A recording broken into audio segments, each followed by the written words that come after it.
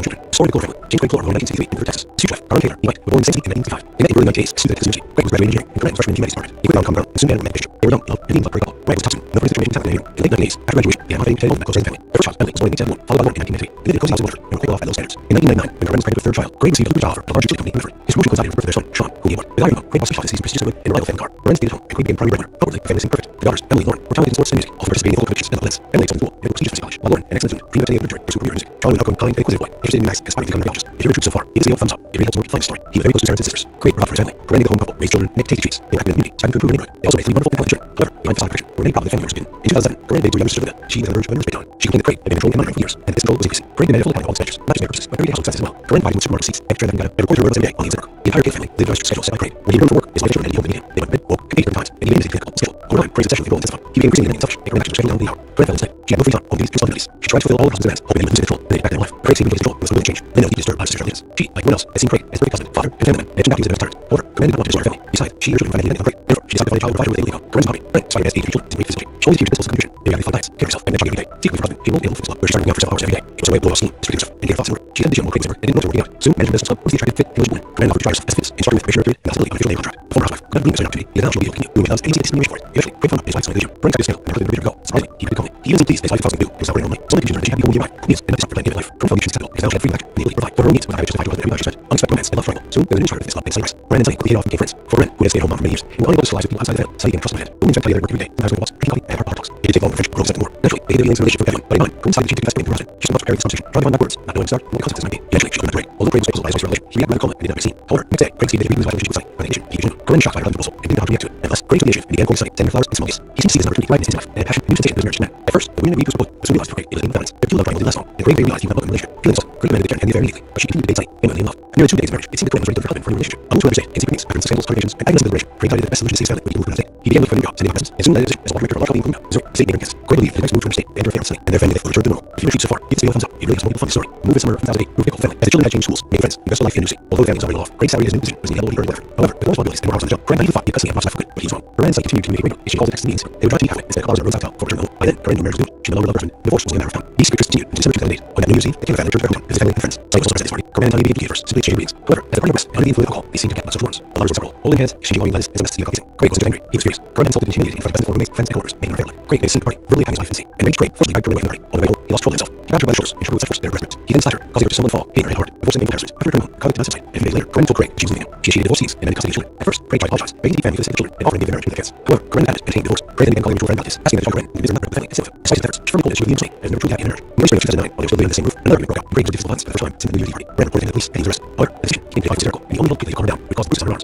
After this incident, Corinne, without waiting for official divorce, took the children and moved out. For Craig, it was a serious blow, but even more, he was angry when he learned that his daughter sighted his mother, saying that for the first time in a long time. He saw her happy. He saw his betrayal and refused to communicate with the family of Lauren, only called Sean and taking him with audience, but blatantly on his daughters. Meanwhile, despite ongoing overseas, Craig still hoped his wife changed her mind and come back to him. He was jealous, tried to control her, and followed her everywhere. He watched her house, followed her around in a rental car, trying to remain undetected, and he tried to set up a hidden camera in her house. No one was there. Naturally, all this time and effort, so Craig sacrificed work. First, he took vacation, then he claimed he was sick, and again, he just started stealing work without explanation. This reckless behavior led to his termination. After losing a job such as income, Craig started moving into her house because he couldn't afford his own. Now, with plenty of free time, he was able to talk to his wife all day long, leading her to take her ex-husband to court to stop him from torturing her. Horrible Thanksgiving. In November 2009, just before Thanksgiving, Rent her children visited her 89-year-old brother, North, in small town of Bloomingdale, Kansas, this is Medications. On the evening of November 29th, the Bloomingdale Police Department received a phone call about a sister's fan and the sound of gunshots. North's neighbors could see a small truck pull up to the elderly woman's home. A man died and entered the house. They then allegedly heard screams and gunshots, but were not sure. The man then left the house, got behind the truck, and rode away quickly. Neighbors did not attempt to apprehend him, fearing either. Police pulled up the house. They were met by a terrified 10-year-old boy calling for help. He was shown killer. Couldn't explain what happened, but it was clear the terrifying thing would get police inside. In the front door, they found 89-year-old homeowner lying in a pool of blood, and surprisingly, alive despite 2 gunshot wounds. In addition, police found the lifeless body of 44-year-old Corinne. She had been shot and killed by close range gun to the head. Her ex-husband had left her with no chance of survival. The body of her oldest daughter, 18-year-old Emily, lay between a wall and a couch. She had apparently tried hiding from her raged father. He caught up with her and put her left with 2 weapon-laced shots. If you're intrigued so far, give this video a thumbs up. It really helps more people find the story. Her younger sister Lauren lay in a pool of blood in the second-floor bedroom. She was still alive, being faithfully saved her life, and repeatedly staying in their father today. The elderly woman Lauren were immediately rushed to the intensive care unit community hospital. Despite the doctor's efforts, her lives could not be saved. Lauren died on December 1st from massive blood loss and damage to her organs. And her great-grandmother died a few hours later that day. The only surviving witness, Sean, was in a state of shock. Psychologists spoke with him. He needed a firm interrogator as the only living witness to tragic events at his great-grandmother's house. He said that evening, he was in his there, and he rushed to ask for his advice. Suddenly, that whole house for a moment, and the father entered the house with a shotgun in his hands. Without saying a word, the man pointed the barrel at his ex-wife and shot her, then moved closer and fired again. The first few seconds, Sean rose in horror. Then he saw the children, but didn't take. She silently and intently stared at him. Sean realized he had to run, but he jumped out the open back door. The boy ran to a main entrance. He called his grandmother's sisters and called for help. However, as he reached the threshold, he heard several more gunshots. Fearing to enter the house, he hid a small weapon, heard several more shots, and waited in terror for his father to come in. Where is Mr. Taylor? Craig was immediately put on the list, knowing he was armed and extremely dangerous. Meanwhile, police received several reports of a speeding truck shot quickly to turn the direction of the traveling. At one point, the man ended his vehicle in a wooded area and began walking down a deserted road.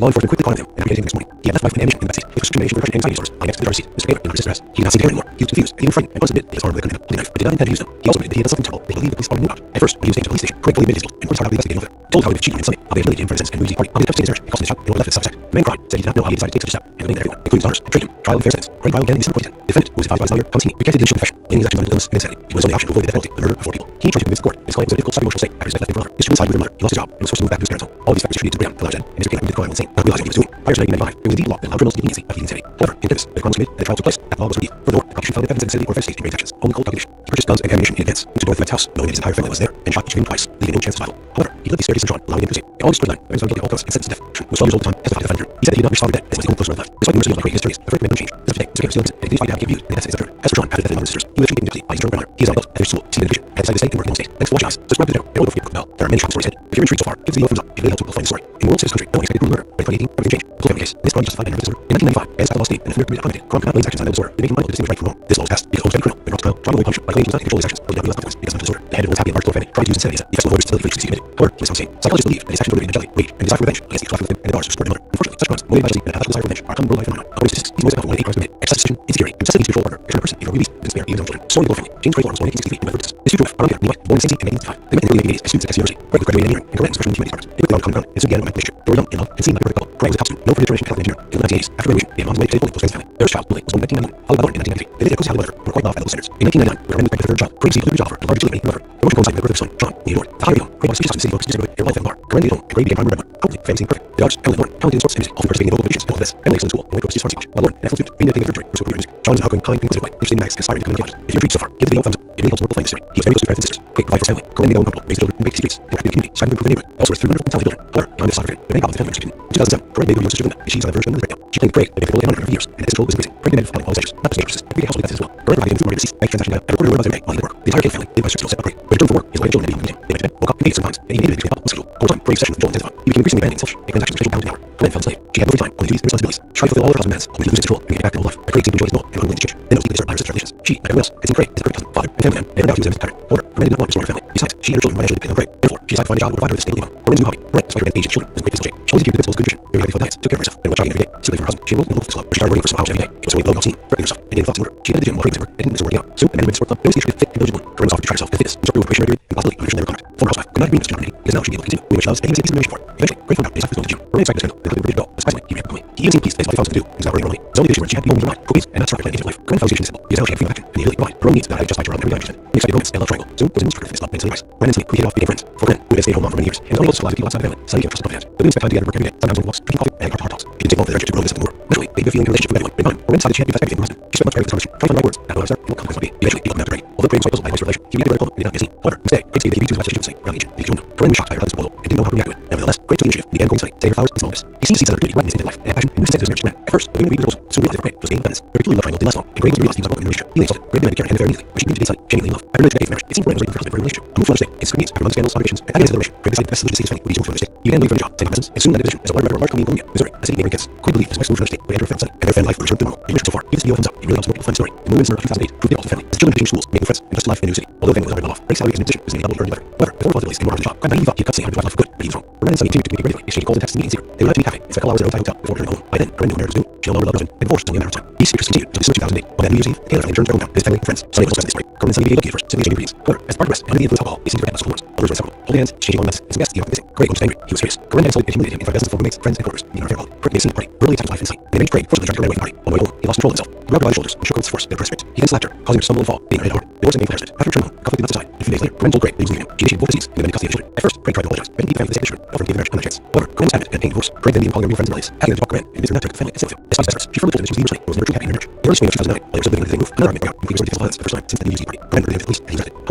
this patient, he claimed that his wife was hysterical, and he only helped to calm her down, which caused bruises on her arms. After this incident, Corinne vowed being ready to divorce, put the children, and moved out. For Craig, it was a serious blow, but even more, he was angry when he learned his daughter's side of their mother, saying that the first time in a long time, he saw her happy. He saw this as a betrayal and refused to communicate family everyone. We called Sean and he came in as, but likely ignoring his daughters. Meanwhile, despite the ongoing divorce proceedings, Craig still hoped that his wife would change her mind and come back to him. He was jealous, tried to control her, and followed her everywhere. He watched her house, followed her around town in a rental car, trying to remain undetected, and he tried to set up a hidden camera in her house when no one was there. Naturally, all this took time and effort, so Craig had to sacrifice work. First, relocation, and claimed he was sick, and again, he decided to work with explanation. Stress behavior led to discrimination. After losing his job and sourcing income, Craig was forced to leave his parents' house, basically before his home. Now, with plenty of free time, he was able to stalk the ex-wife all day long, leading her to take her escalated to court to stop him from working her. Horrible Thanksgiving. In November 2009, just before Thanksgiving, Corinne took her children to visit her 89-year-old grandmother, Dorothy, in the small town of Birmingham, Kansas, to spend vacations. On the evening of November 29th, the Birmingham police department received a phone call about a 60-man and 7 gunshots. Dorothy's neighbors were seeing a soul truck collide the utility room's home. A man died in the house. The man allegedly experienced event trust, but we're not sure. The man left the house, got back into the truck, and drove away quickly. They was now detected apprehended him, fearing he known him. The police left the house, A terrified 2-year-old boy calling for help. He was showing Taylor, who couldn't explain what happened. It was clear, a terrifying scene. We had police inside. In the front door, they found the 89-year-old owner lying in a pool of blood and surprisingly alive despite 2 gunshot wounds. In addition, police found left spot of 44-year-old Bryn. She had been shot in the chest and then killed by close range by head. Her husband left her with no chance of survival. Body of her oldest daughter, 18-year-old Molly, laid Bryn all over the couch. She had apparently tried to hide her enraged father, but he caught up with her and took her life with 2 point-blank shots. If you're intrigued so far, give this video a thumbs up. It really helps people find the story. Her younger sister Lauren lay in a pool of blood in the second-floor bedroom. She was still alive, begging faintly to save her life, and repeatedly stating their father had done it. The elderly woman and Lauren were immediately rushed to the intensive care unit in the nearby hospital. Despite doctors' efforts, their lives could not be saved. Lauren died on November 1st from massive blood loss and damage to her internal organs, and her great-grandmother died a few hours later that day. The only surviving witness, Sean, was in a state of shock. Psychologists spoke with him, but he needed thermal radiation, and he only name is the tragic events at his great-grandmother's house. He said that evening, his mother was in the kitchen preparing dinner, and he ushered past for his favorite pies. Suddenly, the back door of the house swung open, and a father entered the house with a shotgun in his hands. Without saying a word, the man who barrel his ex-wife shot her, moved closer, and fired again. The first few seconds, Sean froze in horror. Then his father turned him, but his name,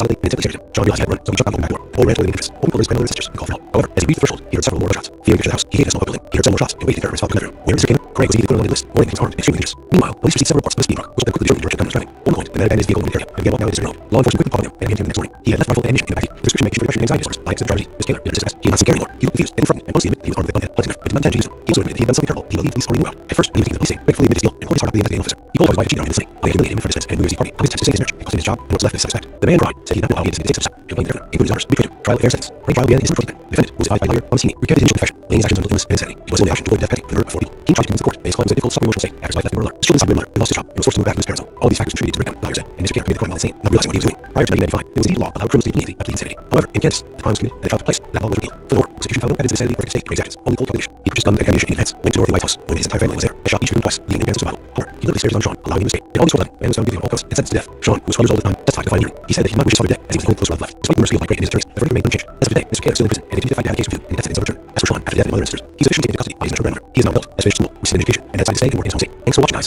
Subscribe to the channel, and also don't forget to click the bell. There are many shocking stories ahead. If you're intrigued so far, this video thumbs up. It really helps more people find the story. In the world's safest country, no one expected a brutal murder. When 2018, everything changed. The Clore family case. This crime justified by nervous disorder. In 1995, Kansas passed a law scheme that if the documented crime not blaming sections on mental disorder, making claims to distinguish from wrong. This law was passed because almost every criminal, when brought to trial, tried to avoid punishment and claimed that he was not in control of the sections, but he realized the consequences because of mental disorder. The head of the Untold family tried to use insanity as a fiscal responsibility for the justice he committed. However, he was not sane. Psychologists believe that his actions motivated by jealousy, rage, and a desire for revenge against the ex-wife of him and daughters who supported their mother. Unfortunately, such crimes, motivated by jealousy and pathological desire for revenge, are common worldwide phenomena. According to statistics, these most account for women crimes committed. Excessive suspicion, insecurity, and obsessive need to control a partner. If a person in release is not spared, he is not. The story of the Clore family. James Craig Gore was born in 1963 in Texas. His future wife, Caron Taylor Neiman, was born in the same state in 1965. They met in the early 1980s as students at Texas University. Craig was graduating in engineering and ran his freshman humanities department. He quickly fell common ground and soon began romantic relationship. They were young, in love, and seemed like a perfect couple. Craig was top student, known for his determination to tackle engineering. In the late 1980s, after graduation, they had his wedding, presented with close friends and family. The first child, Billy, was born in 1991, followed by Lauren in 1993. They lived in a cozy house together and were cooled off at low standards. In 1999, when Loren was pregnant with their third child, Craig received a lucrative job offer and largely Julie Weatherford. His promotion coincided with the birth of their son, Sean, who he adored. With a higher income, Craig bought a spacious house in Stevens' prestigious neighborhood and a reliable family car. Loren stayed at home, and Craig became primary breadwinner. Probably, family seemed perfect. The daughters, Emily and Lauren, were talented in sports and music, also participating in football competitions and novel events. Emily excelled in school and went to prestigious first college, while Lauren, an excellent student, dreamed of attending a surgery to pursue a career in music. Sean was an outgoing, kind, and inquisitive boy, interested in Max, inspiring to play archaeologist. If you're intrigued so far, give this video a thumbs up. It really helps more people find the story. He was very close to his parents and sisters. Craig provided for his family. When they made the home comfortable, raised children, raised tasty treats. They were active in the community, starting to improve the neighborhood. Also raised 3 wonderful,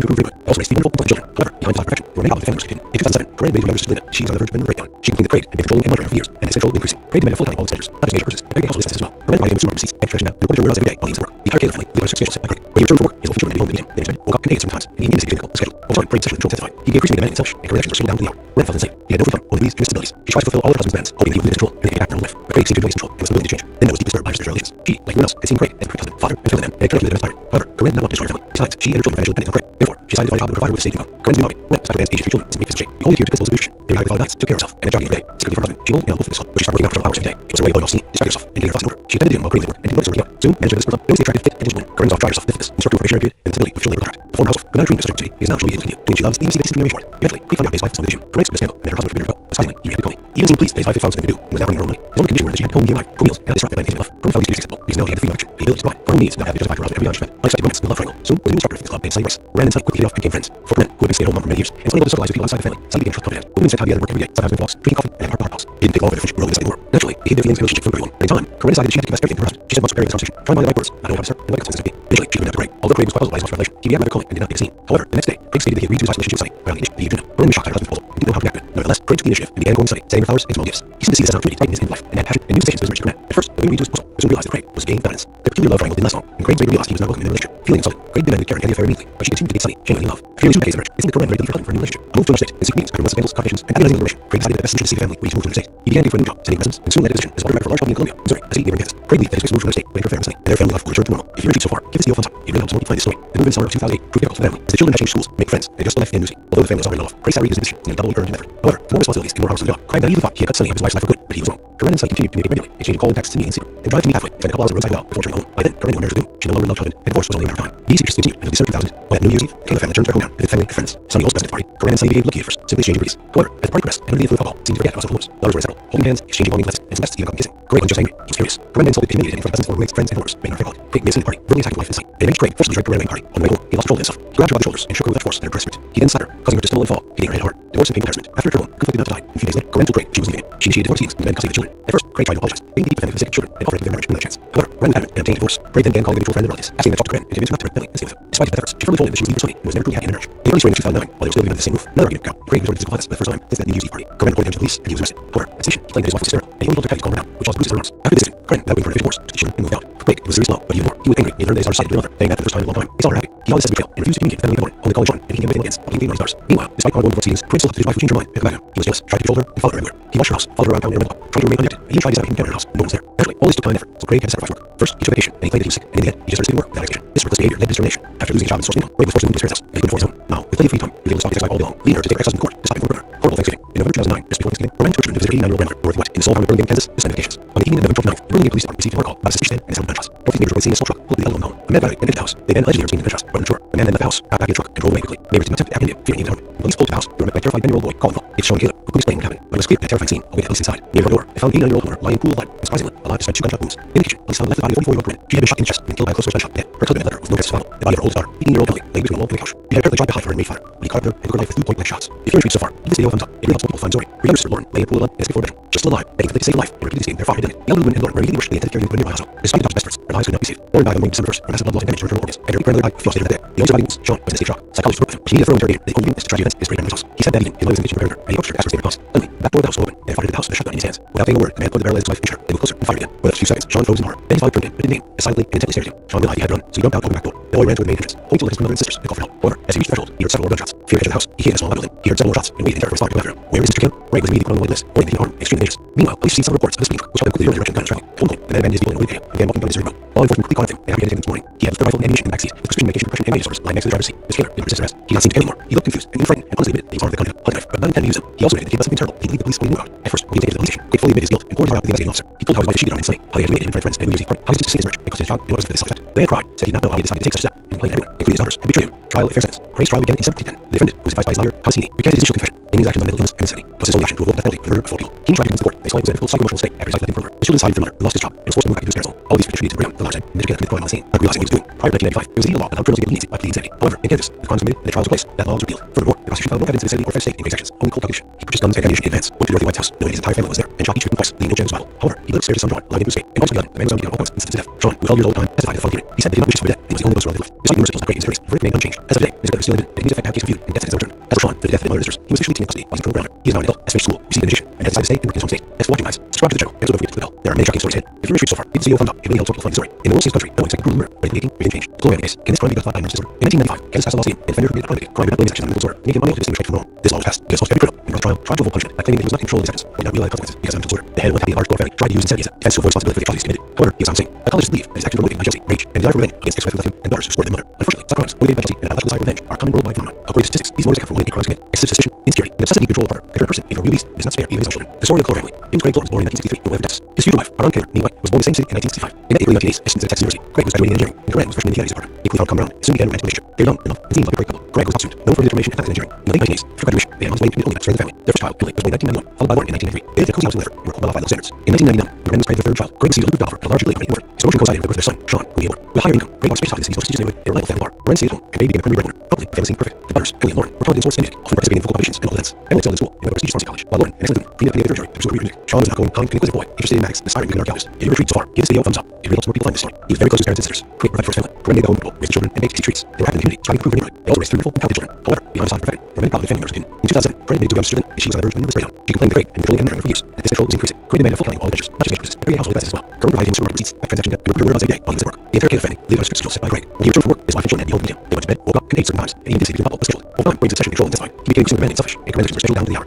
Corinne felt late. She had no free time, only duties and responsibilities. She tried to fulfill all of her husband's demands, claiming that he was losing his control and needed back their old life. Craig seemed to always control and was unwilling to change. Linda was deeply disturbed by her sister's relations. She, like everyone else, had seen Craig as a very kind father and family man, and it turned out he was the best parent. However, Corinne did not want to do her family. Besides, she and her children financially depended on Craig. Therefore, she decided to find a job that would provide her with a stable income. Corinne's employee, Corinne, the veteran age injury was a great physical shape. She always used the physical as a good nutrition. Periodically followed diets, took care of herself, and went jogging every day. Secretly for her husband, she enrolled in a local fitness club, where she started working out for several hours every day. She must have made low self-esteem, distracted herself, and daily her thoughts over. She attended the gym while Craig was at work and did not miss working out. Soon, the management of the sports club noticed the attractive, fit, intelligent woman. Corinne offered to try herself as a fitness instructor with probationary period and possibility of an official labor contract. The former housewife could not dream of such an opportunity because now she will be able to continue doing what she loves and he was decent remuneration for it. Eventually, Corinne found out his wife was something to do. Corinne started a scandal, and their husband would be to go, but surprisingly, he reacted calmly. He even seemed pleased that his wife had found something to do and was never in her own way. The only conditions were that she had to be home when he arrived, cook meals, and not disrupt their intimate life. Corinne found these conditions acceptable because now he had freedom of action and the ability to provide for her own needs without having to justify her husband every time she spent. Untight romance and love struggle. Soon, the new instructor fixed club and Sunny ran inside quickly hit off and became friends. For Corinne, who had stayed home mom for many years, and was unable to socialize with the outside family, Sunny became confident. The women sat down together every day, sometimes over walks, drinking coffee, and having talks. It didn't take long for her to grow something more. Naturally, they hid their feelings and relation from everyone. By the time, Corinne decided she had to confess everything to her husband. She spent months buried in this conversation, trying to find the right words, not knowing how to start, and what consequences might be. Eventually, she opened up to Craig. Although Craig was puzzled by his wife's revelation, he made it rather calmly and did not make a scene. However, next day, Craig stated that he believed his wife what she would say about the issue, he joined him. Corinne was shocked by her husband's proposal and didn't know how to react to it. Nevertheless, Craig took the initiative and began courting Sunny, sending flowers and small gifts. He seemed to see this as an opportunity to find his intimate love and passion and use that with her. At first, he didn't read his proposal, but soon realized for Craig it was a game of finance. Their two-year love came within less long, and Craig was realized that he was welcome in the relationship. Feeling insulted, Craig demanded to care and take care of him immediately, but she continued to date Sunny, shaming him off. After nearly 2 decades of marriage, it seemed that Craig was ready to leave her husband for a new relationship. A move to her state, in secret meetings, after months of scandals, complications, and recognizing the liberation, Craig decided that the solution to save his family would be to move to another state. He began looking for a new job, sending presents, and soon landed a position as a water director for a large company in Columbia, Missouri, a city named Kansas. Craig believed that his move to another state would interfere with Sunny, and the family's life would return to normal. If you're intrigued so far, give this video a thumbs up. It really helps multiple story. The move in summer of 2008 proved difficult for the family, as the children had changed schools, made friends, and had just left in a new city. Although the family was already well off, Craig's salary and his position was nearly double what he earned in Woodford. However, with more responsibilities and more hours on the job, Craig naturally thought he had cut Sunny out of his wife's life for good, but he was wrong. Craig and Sunny continued to communicate regularly, exchange calls and texts and meetings secret. They would not meet halfway and spent a couple hours on the roadside hotel before returning home. By then, Corinne was noon. He no longer loved her husband. Divorce was only a matter of time. These secrets continued until December 2008. On that New Year's Eve, and the family returned to their hometown as family and friends. Sunny also presented at the party. Corinne and Sunny behaved lucky at first, simply exchanging greetings. However, as the party progressed and unable with alcohol, they seemed to forget about social norms. The lovers were inseparable, holding hands, exchanging volume glasses, and some guests even probably kissing. Craig was just angry. He was furious. Corinne had insulted and humiliated him in front of dozens of former mates, friends, and coworkers, making her affair public. Craig made a scene at the party, verbally attacking his wife and Sunny. They arranged Craig forced to drag her away from the party. On the way home, he lost control of himself. He grabbed her by the shoulders and choked her with such force that her breast ripped. He then slapped her, causing her to stumble and fall, hitting her head hard. Divorce and painful accident. After returning home, the conflict did not subside, and a few days later, Corinne told Craig that she was leaving him. He initiated divorce proceedings and demanded custody of the children. At first, Craig tried to apologize, begging to keep the family for the sake of the children, and offering to give their marriage another chance. However, Corinne was adamant and obtained divorce. Craig then began calling her mutual friends and relatives, asking them to talk to Corinne and get them not to break the family, same with them. Despite his best efforts, she firmly told him she was leaving Sunny and was never truly happy in marriage. In the early spring of 2009, they were still living under the same roof. Another argument broke out, and Craig resorted to physical violence for the first time since they had been used equally. Corinne reported it to the police and he was arrested. However, at the station, he claimed that his wife was hysterical, and the only way to calm him down, which caused bruises on her arms. After this incident, Corinne, without waiting for official divorce, took children and moved out. For Craig, it was a serious blow, but even more, he was angry when he heard his daughter side with his mother, saying that for the first time in a long time, they saw her happy. He saw this as a trail and refused to communicate with family in the morning, only calling Sean and meeting with him on weekends, while blatantly ignoring his daughters. Meanwhile, despite ongoing divorce proceedings, Craig still hoped that his wife would change her mind and look to him. He was jealous, tried to control her, and followed her everywhere. He watched her house, followed her around town in her rental car, trying to remain unprotected, and even tried to set up a camera in her house when it was there. Naturally, all this took time and effort, so Craig had to sacrifice work. First, took vacation, then he claimed he was sick, and in the end, he just started stealing work without recognition. This reckless behavior led to discrimination.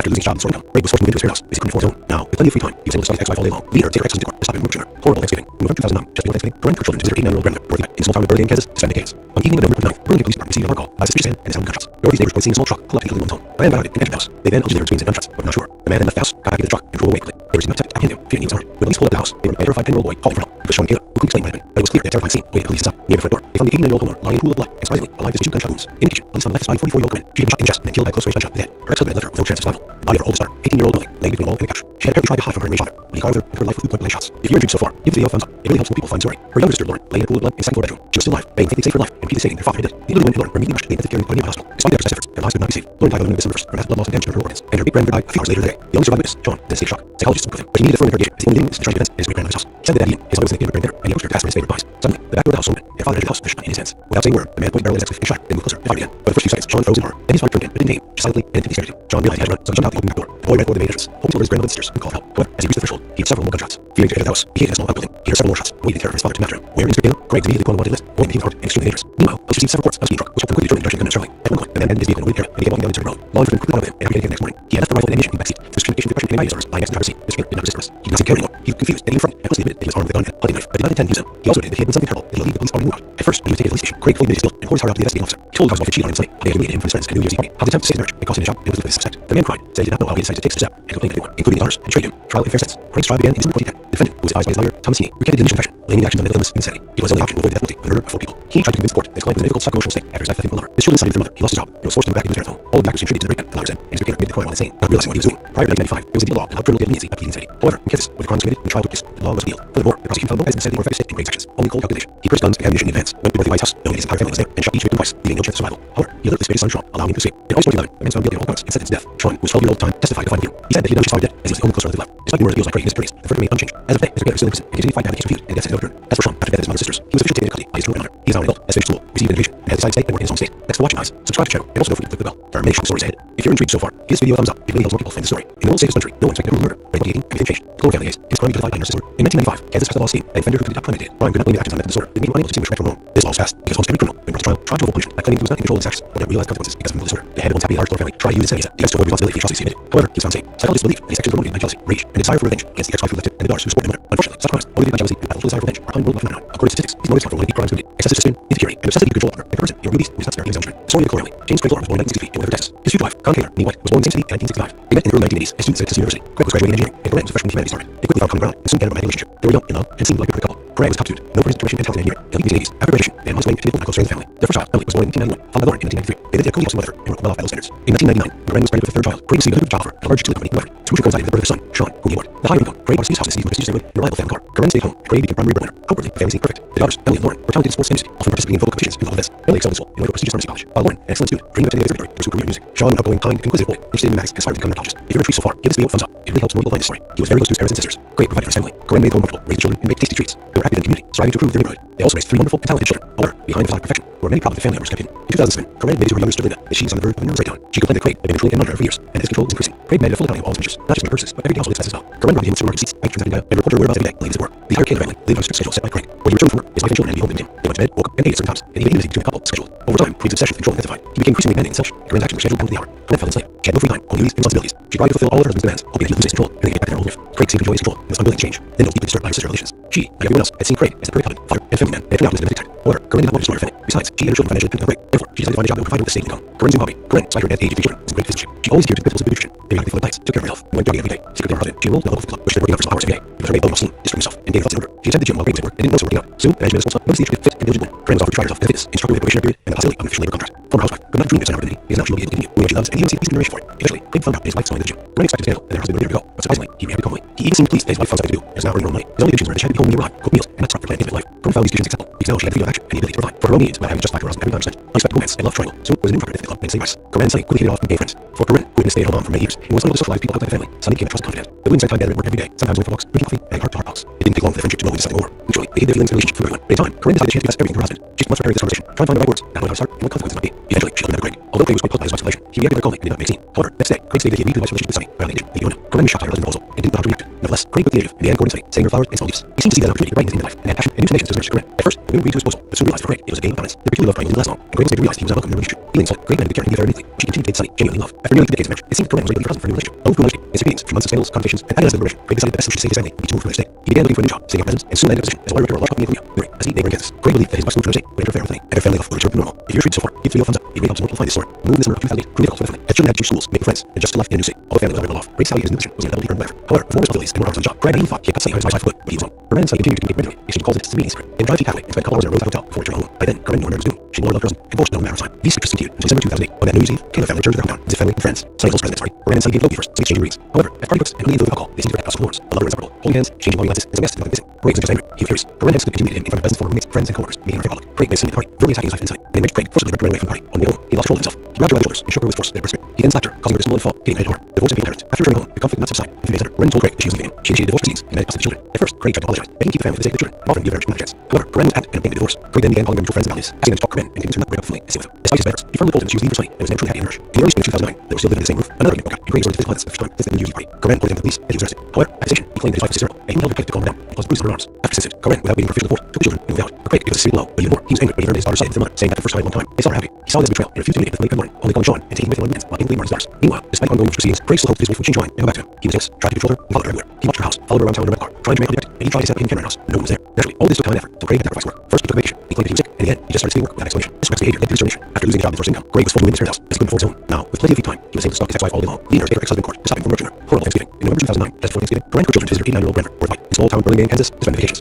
On the evening of November 29th, the Burlingame Police Department received a call about a suspicious man and the sound of gunshots. Authorities later reported seeing a small truck pull up to the elderly woman's home. A man out of it entered the house. They allegedly heard screams and gunshots, but were not sure. The man then left the house, got back into the truck, and drove away quickly. Neighbors did not attempt to apprehend him, fearing the alarm. When police rolled up to the house, they met by a terrified 10-year-old boy falling from all. It was Sean Taylor, who couldn't explain what happened, but it was clear that a terrifying scene awaited police inside. Near the front door, they found the 89-year-old homeowner lying in a pool of blood, and surprisingly, alive despite 2 gunshot wounds. In addition, police found the lifeless body of the 44-year-old woman. She had been shot and chest and killed by close-range gunshot to the head. Her accident had left her with no chance of survival. body of an old star, 18-year-old family, laying during all in the couch. He had apparently tried to hide from enraged fire, but he got over and took a life with 2 point blank shots. The offense reached so far, even this video ends up, it really helped more people find the story. Younger sister Lauren lay in a pool of blood in his second floor bedroom. She was still alive, begging for the save life, and repeatedly stating her father died. The elderly woman Lauren immediately rushed to the intensive care unit of the hospital. Despite the doctor's best efforts, their lives could not be saved. Lauren died on Monday, December 1st from massive blood loss, damage to her internal organs. As her grandmother died a few hours later that day, the only surviving witness, Sean, was in a state of shock. Psychologists worked with him, but he needed further interrogation. His only living witness to tragedies at his great-grandmother's house. He said that evening, his mother was in the kitchen preparing dinner, and he approached her to ask for his favorite pies. Suddenly, the back door of the house swung open, and father entered the house with a shotgun in his hands. Without saying a word, the man plugged the barrel of his ex-wife and shot her, then moved closer, fired again. For the first few seconds, Sean froze in horror. Then he saw the trigger again, but didn't aim, just silently and stared at him. Sean realized he had to run, so he jumped out the open back door. The boy ran toward the main entrance. He alerted his grandmother and sisters and called for help. However, as he reached the threshold, he heard several more gunshots. Fury entered the house. He hid in a small outbuilding. He heard several more shots, waiting for his father to come through. Where is Mr. Cameron? Greg immediately put on the list. One team's armed and extremely dangerous. Meanwhile, police received several reports of speeding truck, which helped them quickly determine the direction of the man traveling. At one point, the man abandoned his vehicle in a wooded area and began walking down a deserted road. Law enforcement quickly caught up with him and apprehended him next morning. He had left the rifle and ammunition in the backseat, with prescription medication for depression and anxiety disorder lying next to the driver's seat. His gainer did not resist arrest. He did not seem to care anymore. He looked confused, he even threatened, and honestly admitted that he was armed with a gun and a hunting knife, but did not intend to use it. He also admitted he had done something terrible. He believed that police already knew about it. At first, when he was taken to the police station, Craig fully admitted his guilt and pulled his out to the investigating officer. He told how his wife cheated on him with Sonny, how they had humiliated him in front of his friends at a New Year's Eve party, how his attempt to save his marriage had costed his child and helped his love suspect. The man cried, said he did not know how he decided to take such a step, and complained that everyone, including his daughters, had betrayed him. Trial in fair sentence. Craig's trial began in December 2010. The defendant, who was advised by his lawyer, Thomas Heaney, rejected his initial conviction, blaming his actions on mental illness and insanity. He was no option to avoid the death penalty for the murder of 4 people. He tried to convince the court that his client was in a difficult emotional state after his wife left him for a lover. His children sided with their mother. He lost a job and was forced to move back to his home. All of these factors contributed to the breakdown, the lawyer said, and the indicator committed crime on the scene, not realizing what he was doing. Prior to 1995, it was indeed a law allowed criminals to get leniency by the insanity. However, in Kansas, where crime was committed and the trial took place, that law was repealed. Furthermore, the prosecution found evidence of insanity or state in great sections, only cold calculation. He purchased guns and ammunition in advance, went to Dorothy White's house, knowing his entire family was there, and shot each victim twice, leaving no chance of survival. However, he delivered his son Sean, allowing him to escape. In August of 2011, the man was found beyond all costs and sentenced to death. Sean, who was 12 years old at the time, testified at the final hearing. He said that he did not wish his fight dead, as he was the only close relative. Despite numerous appeals by Craig in his 30s, the verdict remained unchanged. As of today, Mr. Gator is still innocent and continues to fight out a case reviewed, and that sentence overturned. As for Sean, after the death of his mother and sisters, who was officially taken into custody by his maternal grandmother, he is not an adult, has finished school, received an education, has decided to stay and work in his home state. Thanks for watching, guys.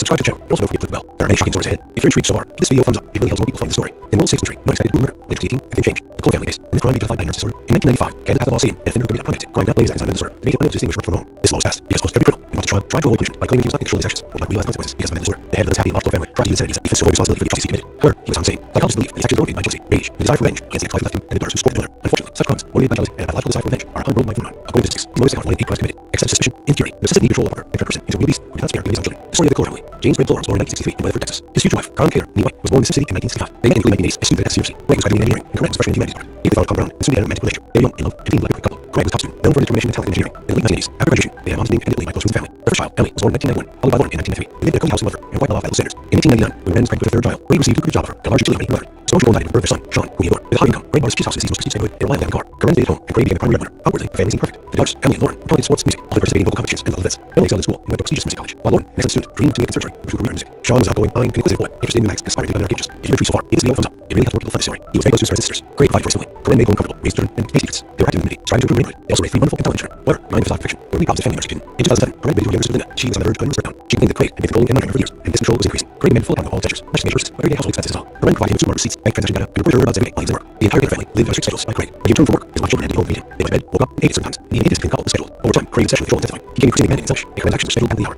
Corinne felt enslaved. She had no free time, home duties, and responsibilities. She tried to fulfill all her husband's demands, hoping that he would lose his control and make it back to her life. But Craig seemed to enjoy his control and was unwilling to change. And that was deeply disturbed by her sister's relatives. She, like everyone else, had seen Craig as a perfect husband, father, and family man, and it turned out as a domestic tyrant. However, Corinne did not destroy her family. Besides, she and children were financially dependent on Craig. Therefore, she decided to find a job that would provide her with a stable income. Corinne's new hobby, Corinne, decided against aging children, was to make physical shape. She always adhered to the principles of good nutrition, very highly followed diets, taking care of herself, and went jogging every day. Secretly from her husband, she enrolled in a local physical club, where she started working out for 7 hours every day. It was her way of low-loss sleep, distracting herself, and dating her thoughts in order. She attended the gym while Craig's at work, and didn't notice her working out. Soon, the management of the sports club noticed the active, fit, and diligent woman. Corinne was offered to try herself as a fitness instructor with a probationary period and possibility of an official labor contract. Former housewife could not have been such an opportunity, as now she was able to continue doing what she loves and even received remuneration for it. Eventually, Craig found out that his wife was on the video. Corinne started to scale, and her husband would go. But surprisingly, he behaved calmly. He even seemed pleased that his wife found something to do, and without earning her own money. His only conditions were that she be home when he arrived, cook meals, and not disrupt their planned life. Corinne found these conditions acceptable because now she had the fashion and the ability to provide her own needs without having to fight for her husband every dollar she spent. Untied romance and love trial. Soon, there was an instructor at this club based on the US. Corinne and Sunny quickly hit it off and became friends. For Corinne, who had been a stay-at-home mom for many years, he was unable to socialize outside the family. Sunny became trusted confidant. The women spent together every day, sometimes having walks, drinking coffee, and having heart-to-heart talks. It didn't take long for their friendship to grow into something more. Naturally, they hid their feelings and relations from everyone. In time, Corinne decided she would invest within her husband. She spent months preparing for this conversation, trying to find the right words, not knowing how to start, and what the consequences might be. Eventually, she listened to Craig. Although Craig was puzzled by his revelation, he reacted rather calmly and did not make a scene. However, next day, Craig stated he agreed to the alteration in sight, by addition that he could join him. Corinne was shocked at her husband's proposal and didn't know how to react to it. Nevertheless, Craig took the initiative, began going sending flowers and small gifts. He sent the seeds as an opportunity to meet his intimate life, and had passion and new sympathies to his marriage to Corinne. At first, the women agreed to his proposal, soon realized that Craig is a game of confidence. Their peculiar love triangle would last long, and Craig was made to realize he was unwelcome in their relationship. Feelings split. Craig met Karen and there immediately, but she continued to date Sunny, genuinely in love. For nearly 2 decades of marriage, it seemed Corinne was ready to be confident for a relationship. Moved from interstate, in spendings, after months of scales, confrontations, and realizing the mission, Craig decided the best solution to save his family would be moved from another state. He began looking for a new job, sending out resumes, and soon landed a position as a water director for a large company in Columbia, Missouri, a city neighboring Kansas. Craig believed the wife's move to another state would end her family stay, and their family life would return to normal. If you're intrigued so far, give this video a thumbs up. It really helps more people find the story. Move in summer of 2008, moved to the family. As the children had changed schools, made friends, and just life in a new city. Although the family was already well off, Craig's salary in his new position was nearly double he earned whatever. However, with more responsibilities and more hours on the job, Craig naively thought he had suddenly had lost life for good, but he was wrong. Corinne and Sunny continued to communicate regularly, exchanging calls and texts and meeting instantly. They would drive to the halfway and spend a couple hours in a roadside hotel before returning home. By then, Corinne knew her marriage was soon, she no longer loved her husband, and divorce was only a matter of time. These secrets continued until December 2008. On that New Year's Eve, the Taylor family returned hometown to visit family and friends. Sonny was also present at his friend. Corinne and Sonny gave Loki first, simply exchanging greetings. However, as the friend progressed and really with alcohol, he seemed to forget trusted words. The lovers were inseparable, hold hands, exchanging warm glances, and some yes, he had coffee.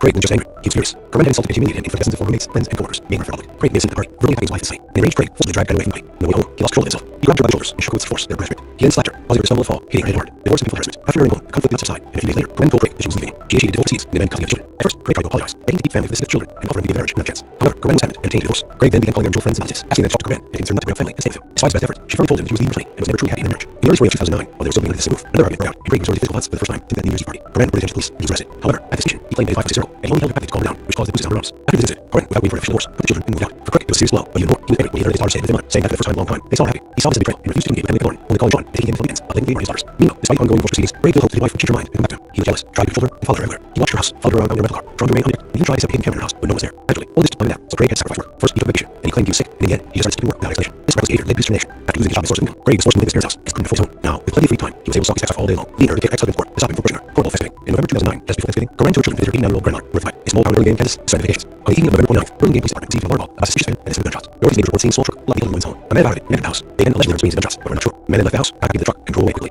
They was not to apprehend him, fearing he was armed. When police pulled up to the house, they were met by a terrified 10-year-old boy calling for help. It was Sean Gator, who wouldn't explain what happened, but it was clear the terrifying scene of the police inside. Near the front door, they found an 89-year-old homeowner lying in a pool of blood, and surprisingly, alive despite 2 gunshot wounds. In addition, police found the body of 44-year-old Corinne. She had been shot in the chest and killed by a close-range gunshot to the head. Her ex-husband had left her with no chance of survival. The body of her oldest daughter, 18-year-old Emily, lay between a wall and couch. She apparently tried to hide from her enraged father, but he caught up with her and took her life with 2 point-blank shots. If you're intrigued so far, give this video a thumbs up. It really helps more people find the story. Her young sister, Lauren, lay in a pool of blood in a sick bedroom. She was still alive, being fated to save her life, and repeatedly stated her father had did it. The elderly woman and Lauren immediately rushed to the intensive care unit nearby hospital. Despite the doctor's best efforts, her lives could not be saved. Lauren died on the morning of December 1st from massive blood loss and damage to her internal organs, and her great-grandmother died a few hours later that day. The only surviving witness, Sean, was in a state of shock. Psychologists took him. She needed a thorough interrogation as the only living witness in the tragic events in his great-grandmother's house. He said that evening, his mother was in the kitchen preparing dinner, and he approached her to ask for his escape advice. Suddenly, the back door of the house was open, and her father entered the house, a shotgun in his hands. Without saying a word, the man pointed the barrel at his wife and shot her, then moved closer and fired again. For the first few seconds, Sean froze in horror. Then his father turned in, did name, just silently and intently stared at him. Sean realized he had to run, so he jumped up the open back door. The boy ran for the main entrance, hoping to alert his grandmother and sisters and call for help. However, as he reached the threshold, he heard several gunshots. Fury entered the house. He hit a small building. He heard some more shots, and waited for his father to come. When his came in, Craig was immediately put on the list, warning the armed and extremely dangerous. Meanwhile, police received several reports of a speeding truck, which happened quickly during the direction of the man was traveling. At one point, the man abandoned his vehicle in a wooded area and began walking out into his road. Law enforcement quickly caught up with him and apprehended him the next morning. He had left the rifle and ammunition in the backseat. The description matched him for depression, anxiety disorders, lives in the driver's seat. Taylor did not resist arrest. He did not see the anymore. He looked confused, and even frightened, and honestly admitted he was armed with a gun and a hunting knife, but did not intend to use them. He also admitted they had done something terrible, and he believed police already knew it. At first, when he was taken to the police station, Craig fully admitted his guilt and poured his heart out to the investigating officer. He told how his wife had cheated on him with Sonny, how they had humiliated him in front of his friends and New Year's Eve party, how his attempts to save his marriage had cost him his job and what was left of his self-respect. The man cried that he did not know how he decided to take such a step, and complained everyone, including his daughters, had betrayed him. Trial and fair sentence. Craig's trial began in December 2010. The defendant, who was advised by his lawyer, Tontini, recanted his initial confession, laying his actions idleness and insanity. It was his only option to avoid death penalty for the murder of 4 people. He tried to face the court, but his wife was in a difficult psychological state after his wife left him for a his children decided their mother. He lost his job and was forced to move back into his parents' home. All of these fears contributed to break down the liar's head, and his together committed crime while insane, not realizing what he was doing. Prior to 1995, it was indeed the law that allowed criminals to live easy by pleading insanity. However, in Kansas, when the crime was committed and the trial took place, the law was repealed. Furthermore, the prosecution found no evidence of insanity or affected state in Craig's actions, only cold calculation. He purchased guns and ammunition in advance, went to door of the White House, knowing his entire family was there, and shot each victim twice, leaving the man's survival. However, he deliberately spared his son Sean, allowing him to escape. In August 2011, man found guilty on all counts is sentenced to death. Sean, who was 12 years old at the time, testified final hearing. He said that he did not wish his father dead, and he was the only close relative left. Despite the worst skills Craig and his attorneys, Frank made them change. As of today, Ms. Taylor is still in prison and continues to have the case reviewed and death sentence overturned. As for Sean, after the death of his mother and sisters, he was officially taken into custody by his maternal grandmother. He is now an adult, has finished school, received an education, and has decided to stay and work in his own state. Thanks for watching, guys. Subscribe to the show, and also don't forget to click the bell. There are many stories hit. If you're intrigued so far, give this video a thumbs up. It really helps more people find this story. In the world of discovery, no one's been a proven murder, but in 2018, everything changed. The Cole family case. In this crime justified by nervous disorder. In 1995, Kansas passed a law stating that if an offender committed crime could not lay seconds on that door, then be unable to distinguish right from wrong. This law passed because almost every criminal in Ross's trial tried to avoid punishment by claiming that he was not in control of his actions, but had real life consequences because of mental disorder. The head of the Taffy and large Cole family tried to use insanity to defend avoid responsibility for the atrocities he committed. However, he was insane. Psychologists believe that his actions were motivated by jealousy, rage, and desire for revenge against the ex-wife who left him and the daughters who supported their mother. Unfortunately, such crimes, motivated by jealousy and pathological desire for revenge, are common worldwide phenomena. According to statistics, these boys account for 98 crimes committed. Excessive suspicion, insecurity, and necessity to control a partner, a person, a real beast who is not there even his children. The story of the Cole family. James Craig was born in 1963 in Bedford, Texas. His future wife, Corinne Taylor, meanwhile, was born in the same city in 1965. They met in the early 1980s as students at Texas University. Craig was graduating in engineering, and Corinne was a freshman in the humanities department. They quickly found common ground and soon began a romantic relationship. They were young, in love, and seemed like a perfect couple. Craig was a top student, known for his determination and talented engineering. In the late 1980s, after graduating, they had a modest wedding to take home by close friends and family. Their first child, Emily, was born in 1991, followed by Lauren in 1993. They lived in a co-house in Liff and were quite well off by local standards. In 1999, when Corinne moved into their third child, Craig received a lucrative job offer at a large jewelry company in Liff. His promotion coincided with the birth of their son, Sean, whom he adored. With a higher income, Craig bought police offices in Los Angeles neighborhood and a reliable family car. Corinne stayed at home, and Craig became a primary breadwinner. Outwardly, family seemed perfect. The daughters, Emily and Lauren, were talented in sports and music, often participating in local competitions and events.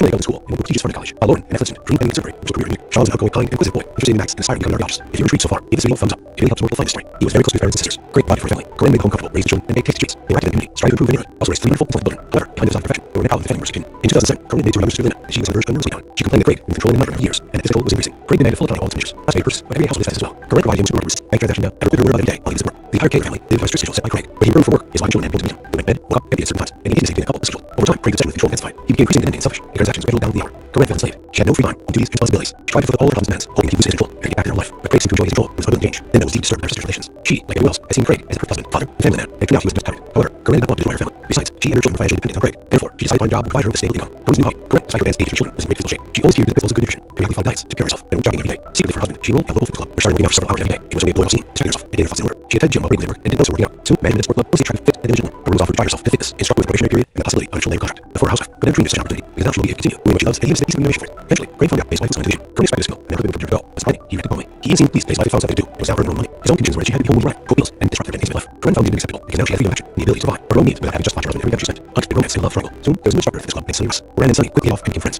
For Corinne, who had been a stay-at-home mom for many years, and was unable to socialize with people outside the family, Sunny became trust confident. Women spent time together working every day, sometimes going for walks, drinking coffee, and having heart talks. It didn't tell her whether friendship would grow into something more. Naturally, they hid their feelings and relationship from everyone, but in time, Corinne decided that she had to confess everything to her husband. She spent months preparing this conversation, trying to find the right words, not knowing how to start, and the consequences may be. Eventually, she opened up to Craig. Although Craig was quite puzzled by his wife's relation, he reacted very calmly and did not make a scene. However, the next day, Craig stated that he agreed to his wife's relationship with Sunny, but in addition, he could join them. Corinne was shocked by her husband's proposal and didn't know how to react. Nevertheless, Craig took initiative and began quoting Sunny, saying flowers and small gifts. He seemed to see this opportunity right in his life, and had passion and insistence to his marriage plan. At first, the women agreed to his proposal, but soon realized that for Craig, it was game evidence. Their pure love triangle didn't last long, and Craig was realized that he was not welcome in their relationship. Feeling insulted, Corinne began to Karen immediately, but she continued to date Sunny, genuinely in love. After nearly 2 decades of marriage, it seemed that Corinne was ready for him for a new relationship. A move to another state, in secret meetings, after months of scandals, confirmations, and agonizing deliberation, Craig decided that the solution to save his family would be to move to another state. He began looking for a new job, staying out of residence, and soon landed a position as a law director for a large company in Columbia, Missouri, see neighboring Kansas. Craig believed that his wife moved to another state would have her affair with Sunny, and their family life would return to normal. If you received so far, give this video a thumbs up. It really helps multiply this story. Move this summer of 2008 proved difficult for the family, as the children had changed schools, making friends, and adjust life in news. Although the family was already well off, Craig's salary in his new position was nearly double the effort. However, with more responsibilities and more hours of God, Craig naively thought he had Sunny how his life would, but he was wrong. Corinne and Sunny continued to communicate regularly, exchanging calls and texts and meetings. They brought to meet halfway, and spent a couple hours at a roadside hotel before returning home. By then, Corinne knew where hers was doomed. She no longer loved her husband. Divorce was only a matter of time. These secrets continued until December 2008. On that New Year's Eve, the Kane family returned to their hometown with his family and friends. Some also present started. Corinne and Sunny behaved lovely first, simply exchanging greetings. However, as part progressed, and under the influence of alcohol, they seemed to forget about school norms. Longer and inseparable. Holding hands, exchanging long glances, and some best secret about Craig wasn't just angry, he was furious. Corinne had insulted and humiliated him in front of the former roommates, friends, and coworkers, making her feel violent. Craig made Sunny at the party, brutally taking his wife in sight. An enraged Craig forcibly dragged Corinne away from the party. On the way home, he lost control of him. He grabbed her by the shoulders and shook her with force in her press script. He then slapped her, causing her to stumble and fall, hitting her head hard. Divorce and legal harassment. After returning home, conflict was aside, and a few days later, Corinne told Craig that she was leaving him. She initiated divorce proceedings and ended custody of the children.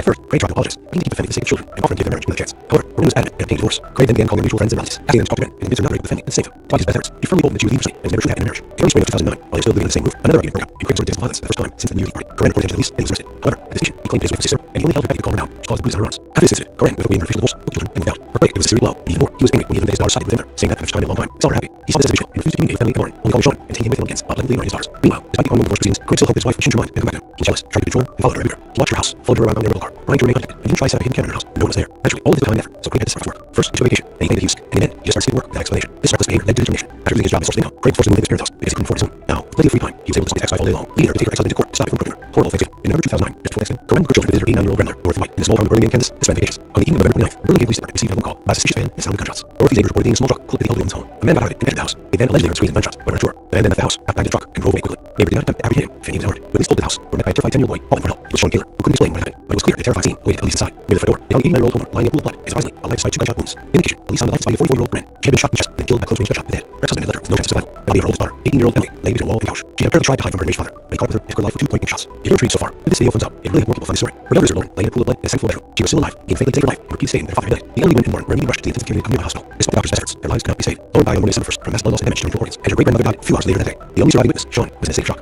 Psychologists were with him, but he needed further interrogation. His only living witness to tragic events at his great-grandmother's house. He said that evening, his mother was in the kitchen preparing dinner when he approached her, asked for his escape advice. Suddenly, the back door of the house was open, and her father entered the house with a shotgun in his hands. Without saying a word, the man pointed barrel at his wife and shot her, then moved closer and fired again. For the first few seconds, Sean froze in horror. Then his wife him, but didn't aim. He silently and intently stared at him. Sean realized he had to run, so he jumped out the open back door. The boy ran toward the main entrance, home to his grandmother and sisters, and called for help. However, as he reached the threshold, he heard several warning shots. Fearing to enter the house, he hid in a small outbuilding. He heard several more shots and waited there for a solid left room. Where is Mr. Killer? Craig was immediately put on the list, warning he was armed and extremely dangerous. Meanwhile, police received several reports of speeding truck, which helped quickly determine the direction the gun was traveling. At one point, the man abandoned his vehicle in a wooded area and walking down a deserted road. Law enforcement quickly caught up with it and apprehended him the next morning. He had left a rifle and ammunition in the backseat, with prescription medication decryption and anxiety disorder lying next to the driver's seat. Mr. Taylor did not resist arrest. He did not seem to care anymore. He looked confused, even frightened, and honestly admitted that he was armed with a gun and was but did not intend to use them. He also admitted that he had done something terrible that he believed the police already knew about. At first, he was taken to the police station. Craig fully admitted his guilt and poured his heart out with the investigating officer. He told how his wife had cheated on him and lying, humiliating him from his friends and a new party. How his time seemed to turn and cost his job and what was left his self-respect. The man cried, said he did not know how he decided to take such a step, and complained to everyone, including daughters, had betrayed him. Trial in fair seconds. Craig's trial began in December again. The defendant, who was advised by his lawyer, Thomas Heaney, kept his decision in confession, laying sections of mental illness and insanity. It was his only option to avoid death penalty, murder, or forfeiture. He tried to convince the court that his claim was in a difficult psychological state after his death for murder. His children sided with the murder. He lost his job and was forced to move back to his parents' home. All these factors attributed to breakdown, lawyer said, and this committed to criminal insane, not realizing what he was doing. Prior to 1995, he was beaten the law without proof of leniency by being insanity. However, in Kansas, with crimes committed and trials took place, that law was repealed. Furthermore, the prosecution found no evidence of insanity or fixed state in Craig's actions, only cold calculation. He purchased guns and ammunition in advance, went to Dory White's house, knowing his entire family was there, and shot each victim twice, leaving a chance of survival. However, he looked fair to his son Sean, allowing him to escape. In August 2011, the man was found guilty of all counts and sentenced to death. Sean, who was 12 years old at the time, testified at the final hearing. He said that he did not wish his death as he was the only person left. Despite numerous skills by Craig and his attorneys, the verdict remained unchanged. As of today, Mr. Taylor is still in prison, and he needs to fight application review in the death sentence overturned. As for Sean, after the death of his mother and sisters, who was officially taken into custody by his maternal grandmother, he's already adult, has finished school, received an education, and has decided to stay and work in his home state, and scroll his house, subscribe to the channel, and also forget to click the bell. There are many shocking stories ahead. If you're intrigued so far, give this video a thumbs up. It really helps more people find the story. In the world's sixth country, no one executed a brutal murder. In 2018, everything changed. The Cole family case. Can this crime be justified by nervous disorder? In 1995, Kansas has law stating that in a therapeutic project, crime could not relate his actions on mental disorder that made it unable to distinguish right from wrong. This law was passed because almost every criminal, when brought to trial, tried to avoid punishment by claiming that he was not in control of his actions or did not realize the consequences because of mental disorder. The head of the once happy and large family tried to use insanity as a defense to avoid responsibility for the atrocities he committed. However, he was found sane. Psychologists believe that his actions were motivated by jealousy, rage, and a desire for revenge against ex-wife who left him and the daughters to support his mother. Unfortunately, such crimes, motivated by jealousy and a habitual desire for revenge, are a common worldwide phenomenon. According to statistics, these homes account for more than 8 crimes committed. Excessive suspicion, insecurity, and necessity to control over a person in a beast who considers his own children. The story of the Cole family. James Craig Lawrence was born in 1863 in Memphis, Texas. His future wife, Ron Cater, was born in the same city in 1965. They met in the early 1980s as students at Texas University. Craig was graduating in engineering and Grant in the humanities department. They found common ground and soon began a romantic relationship. They were young, in love, and seemed to look very cool. Craig was a top student, known for his determination and talent in engineering. In the 1980s, after graduation, they had a wedding planned only by the friends and family. Their first child, Emily, was born in 1991, followed by Lauren in 1993. They lived in a cozy house in Ledford and were well off local standards. In 1999, when Grant was pregnant with their third child, Craig received a lucrative job for a large utility company in Ledford. His promotion coincided with the birth of their son, Sean, whom he adored. With a high income, Craig bought a spacious house in the city's most prestigious neighborhood and a reliable family car. Grant stayed at home, and Craig became a primary breadwinner. Outwardly, family seemed perfect. The daughters, Emily and Lauren, were talented in sports and music, all participating in vocal competitions and all of this. Emily excelled in school and went to a prestigious pharmacy college. While Lauren, an excellent student, bringing attending a conservatory to pursue career in music. Sean was an outgoing, kind, conclusive boy, interested in mathematics, and aspiring to be an archaeologist. If you're intrigued so far, give the video a thumbs up. It really helps more people find the story. He was very close to his sisters. Craig provided for his family. Craig made the home comfortable with his children and baked tasty treats. They worked in the community, striving to improve the neighborhood. They also raised 3 wonderful and talented children. However, behind this fortune, there were many problems that family members kept hidden. In 2007, Miranda dated her younger sister Linda. She was on the verge of a mental breakdown. She complained that Craig had been controlling and monitoring her for years, and this control was increasing. Craig demanded a full accounting of all expenditures, not just for purposes, but everyday household expenses as well. Current provided him with supermarket receipts, bank transaction data, reported her runs every day while he was at work. The entire Gaylor family lived on a strict schedule set by Craig. When he returned from work, his wife and children had to be home to meet him. They went to bed, woke up, and ate certain times, and he intimacy between the couple was scheduled. Over time, Craig's obsession with control intensified. He became increasingly demanding and selfish, and transactions were scheduled down to the hour. Craig felt enslaved. She had no free time, only duties and responsibilities. She tried to fulfill all her husband's demands, hoping that he would insist his role and get back to her old life. But Craig seemed to enjoy his control and was unwilling to change. Linda was deeply disturbed by her sister's relations. She, like everyone else, had seen Craig as perfect husband, father, and family man, and returned that he was the best tyrant. However, Corinne did not want to destroy her family. Besides, she and her children financially depending on Craig. Therefore, she decided to find a job that would provide her with stable income. Corinne's new hobby. Corinne, despite her advanced age and 2 children, was in great physical shape. She always adhered to the principles of nutrition. Every after 5 nights, cooking herself, and went jogging every day. Secret from her husband, she enrolled in a local fitness club. She started working out for several hours every day. It's her way of building off steam, distract herself, and daily thought. She attended gym while pregnant and didn't notice her working out. Soon, management of the sports club noticed the attractive, fit, and diligent woman. Corinne was off to try herself as a fitness instructor for the probationary period and the possibility of an official labor contract. The former housewife could not have dreamed of such an opportunity because now she'll be able to continue doing what she loves and didn't see these dream numbers for it. Eventually, Craig found out that his wife was going to the gym. Corinne felt scandal, and their husband forbid her to go. But finally, he reacted calmly. He even seemed pleased that his wife had found nothing to do and was never earning her own money. His only conditions were that she needed to be home when he arrived, cook meals, and not disrupt their intimate life. Corinne found these conditions acceptable because now she had freedom of action and the ability to provide for her own needs without having to justify her husband and how she spent. They got romance and love triangle. Soon, there was an instructor at the club in Sunny Rice. Corinne and Sunny quickly hit it off and became friends. For Corinne, who had been a stay-at-home mom for many years, he was unable to socialize with people outside the family. Sunny became trusted and confident. Women spent time together working every day, sometimes going for walks, drinking coffee, and having heart talks. It didn't take long for the friendship to move into something more. Naturally, they hated everything in the relationship from everyone. But in time, Corinne decided she had to confess everything to her husband. She spent months preparing this conversation, trying to find the right words, not knowing how to start and what consequences to make. Eventually, she opened up to Craig. Although Craig was quite puzzled by his revelation, he reacted very calmly and did not seem. However, the next day, Craig said he agreed to watch the Sunny about the issue he could do it. Corinne was shocked by her husband's proposal and didn't know how to react to it. Nevertheless, Craig took the initiative, began quoting Sunny, saying her flowers and small gifts. He seemed to see this as an opportunity to brighten his intimate life and add passion and new sensations to his marriage to Corinne. At first, the women agreed with his proposal, but soon realized that Craig was a game of dominance. Their pure love triangle didn't last long, and Craig realized that he was not welcome in the relationship. Feeling welcome, Craig demanded Karen and fair immediately, but she continued to be Sunny, genuinely in love. After nearly 2 decades of marriage, it seemed that Corinne was ready to leave her husband for a new relationship. Almost to another state, in the meetings, after months of scandals, confrontations, and agonizing deliberation, Craig decided that the best solution to save his family would be to move to another state. He began looking for a new job, sent out residence, and soon landed a position as a director for a large company in Columbia, Missouri, a city neighboring Kansas. Craig believed that his next move to another state would enter a family and their family life would return to normal. If you're intrigued so far, give this video a thumbs up. It really helps more people find the story. The move in summer of 2008 proved difficult for the family, as the children had to change schools, make new friends, and they just left in a new city. Although the family was already well off, Craig's salary in his new position was nearly double what he earned in Ledford. However, with no responsibilities, no power to the job, Craig not even thought he had cut Sunny on his life for good, but he was wrong. Corinne and Sunny continued to communicate regularly, exchanging calls and texts and meeting in secret. They would drive to meet halfway and spend a couple hours at a roadside hotel before returning home. By then, Corinne were married to Zoom. She no longer loved her husband, and divorce was only a matter of time. These secrets continued until December 2008. On that New Year's Eve, the Taylor family returned to their hometown with family and friends. Some results of this story, Corinne and Sunny behaved at first, simply exchanging greetings. However, as the party progressed and only with alcohol, they seemed to forget about social forms. The lovers were inseparable, holding hands, exchanging longing glances, and some guests began talking. Craig wasn't angry, he was furious. Corinne had insulted and humiliated him in the presence of roommates, friends, and coworkers, made him very public. Craig was seen in the party, verbally attacking his wife and Sunny. They arranged Craig forcibly dragged Corinne away from the party. On the way home, he lost control of himself. He grabbed her shoulders and shook her with such force that her breast. He then slapped her, calling her to stumble and fall, hitting her head hard. Divorce and hard. After her home, conflict did not subside, and 3 days later, Corinne told Craig that she was leaving him. She initiated divorce proceedings and demanded custody of the children. At first, Craig tried to apologize, begging to keep the family with the same children, and offering to give their marriage another chance. However, Corinne was adamant and paying the divorce. Craig then began calling their mutual friends and relatives, asking them to talk to Corinne and convince them not to break with the family and stay with him. Despite his best efforts, she firmly told him that she would leave her Sunny and was never truly happy in their marriage. In early spring 2009, while they were still living under the same roof, another argument broke out, and Craig resorted to violence for the first time since the New Year's Eve party. Corinne reported him to the police and he was arrested. However, at this time, he claimed that his wife was hysterical and he only had her tactic to calm her down, which caused bruises on her ribs. After this incident, Corinne vowed an official divorce to the children and moved out. For Craig, it was a serious blow, but even more, he was angry when he learned that his daughters sided in favor, saying that for the first time in a long time, they saw her happy. He saw this as a betrayal and refused to communicate with family and Lauren, only calling Sean and taking him away when he begins, while blatantly ignoring his daughters. Meanwhile, despite ongoing divorce proceedings, Craig still hoped his wife would change her mind and come back to him. He was jealous, tried to control her, and followed her everywhere. He watched her house, followed her around town in a rental car, tried to remain undetected, even tried to set him Karen in her house, but no one was there. Naturally, all of this time left, so Craig had to sacrifice work. First, he took a vacation, then he claimed he was sick, then in the end, he just started seeking work without explanation. This brought his determination. After losing his job as sort of income, Craig was forced to move to his parents' house because he couldn't afford his own. Now, with plenty of free time, he was able to saw his ex-wife all day long, leading her to take her ex-husband to court, despite from Berkshire. Horrible Thanksgiving. In November 2009, just before Thanksgiving, Corinne took her children to visit her 89-year-old grandmother, Roy White, in small town Burlingame, Kansas, to spend vacations. On the evening of November 9th, Burlingame Police Department received an alarm call of a suspicious man and sounded gunshots. Both teenagers reported seeing a small truck plow through the elderly woman's home. A man got out and entered the house. He then allegedly there was streets and gunshots, but around the shore. The man then left the house, got back into the truck, and drove away quickly. Neighbors did not attempt to apprehend him, fearing he was out. When police pulled up to the house, they were met by a terrified 10-year-old boy called Fernell. He was Sean Gator, who couldn't explain what happened, but it was clear that terrifying scene awaited police inside. In the front door, they found 89-year-old owner laying in a pool of blood, and surprisingly, alive by 2 gunshot wounds. In addition, police found the left body of the 4-year-old Corinne. She had been shot in the chest and killed by a close-range gunshot to the head. Her ex-husband had left her with no chance of survival. The body of her oldest daughter, 18-year-old Emily, lay between a wall and a couch. She had apparently tried to hide from her enraged father, but he caught up with her and took her life with 2 quick knife shots. If you're intrigued so far, give the video a thumbs up. It really helped more people find the story. Her younger sister, Lauren, lay in a pool of blood in a second-floor bedroom. She was still alive, being fleeing to save her life, and repeatedly staying there for 5 days. The elderly woman and Lauren immediately rushed to the then carrying nearby hospital. Despite the doctor's best efforts, their lives could not be saved. Lauren died on morning December 1st from massive blood loss and damage to her internal organs, and her great-grandmother died a few hours later that day. The youngest witness, John, did a stage. Psychologists supported him. She needed a thorough interrogation, and the only thing was to trash bins and his great-grandmother's house. He said that evening, his mother was in the kitchen preparing dinner, and approached her to ask for his advice. Suddenly, the back door of the house swung open, and after entered the house, a shotgun in his hand. Without saying a word, the man pointed the barrel at his ex-wife and shot her, then moved closer and fired again. For the first few seconds, John rose in horror, then his father turned in, with the name, just silently and stared at him. John realized he had to run, so he jumped out the open back door. The boy ran toward the main entrance. He alerted his grandmother and sisters and called for help. However, as he reached the threshold, he heard several more gunshots. Fearing to enter the house, he hid in a small building. He heard several more shots and working there for his thoughts to enter. Where is Mr. Taylor? Craig immediately put on to the list, warning he was armed and extremely dangerous. Meanwhile, police received several reports of a speeding truck, which helped them quickly determine the direction the gunman was traveling. At Oakland, man abandoned his vehicle in the area and began walking down the deserted road. Law enforcement quickly caught with him and apprehended him the next morning. He had left the rifle and ammunition in the backseat. His prescription medication for depression and anxiety disorders hung next to the driver's seat. Mr. Taylor did not resist arrest. He did not think to care anymore. He looked confused and even frightened, and honestly admitted that he was armed with a hunting knife, but did not intend to use them. He also admitted that he had done something terrible that he believed police already knew about. At first, when he was taken to the police station, Craig fully admitted his guilt and poured his heart out to the investigating officer. He told how his wife cheated on him Sunday, how they humiliated him for his friends and New Year's Eve week, how his attempts to save his marriage had cost his job and what was left his self-respect. The man cried, said he did not know how he decided to take such a step, and complained that everyone, including starters, had betrayed him. Trial and fair sentence. Craig's trial began in December 2010. The defendant, who was advised by his lawyer, Thomas Heaney, recanted his initial confession, laying actions on mental illness and insanity. It was his only option to avoid the death penalty, the murder of 4 people. He rushed against the court, and his life was in a difficult psycho-emotional state after his wife left him for a lawyer. His children sobbed with her mother, lost his job, and was forced to move back to his parents' home. All these factors contributed to the breakdown of Ryerson, and Mr. Taylor committed the crime last night and realized what he was doing. Prior to 1985, it was the law to look criminals to leniency by pleading insanity. However, in Kansas, where the crime was committed and a trial took place, that law was repealed. Furthermore, the prosecution found the defendant's insanity or effective state in great hands, only cold calculation. He purchased guns and ammunition in advance, entered Dorothy White's house, knowing that his entire family was there, and shot each victim twice, being in chance of survival. However, he deliberately spared his son Sean, allowed him to escape. In August 2011, the man was found guilty of all counts and sentenced to death. Sean, who was 12 years old at the time, testified at the final hearing. He said that he did not wish his father dead, as he was the only close relative left. His state numerous bills to Craig and his attorneys have remained unchanged. As of today, Mr. Taylor is still in prison and continues to fight to have the case viewed and in essence overturned. As for Sean, after the death of his mother and sisters, he was officially taken into custody by his maternal grandmother. He is not an adult, has finished school, received an education, and has decided to stay and work in his home state. As for watching us, subscribe to the channel and also don't forget to click the bell. There are any shocking stories ahead. If you're intrigued so far, give this video a thumbs up. It really helps more people find the story. In the world's safest country, no one expected a brutal murder, but in 2018, everything changed. The Cole family case crime justified by nervous disorder. In 1995, Kansas passed a law stating that an offender who committed unrelated crime could not actions of mental disorder to make him unable to distinguish right from wrong. This law was passed because almost every criminal who brought to trial dropped one punishment, and anyone he was in control of sections or did not realize the consequences because of mental disorder. The head of the unhappy large family tried to use that as a defense to avoid responsibility for the atrocities he committed. However, he was not sane. Psychologists believe that his actions motivated by jealousy, rage, and desire for revenge against ex-wife who left him and daughters who supported their mother. Unfortunately, such crimes, motivated by jealousy and pathological desire for revenge, are a common worldwide phenomenon. According to statistics, these motives account for only crimes committed. Excessive suspicion, insecurity, and necessity to control a partner makes a person a released who does not spare even his own children. The story of the Cole family. James Craig Fuller was born in 1963 in West Texas. His future wife, Brown Taylor Nee White, was born in the same city in 1965. They met in the early 1980s, students at Texas University. Craig graduated in engineering, and Corinne was a freshman in the 1990s.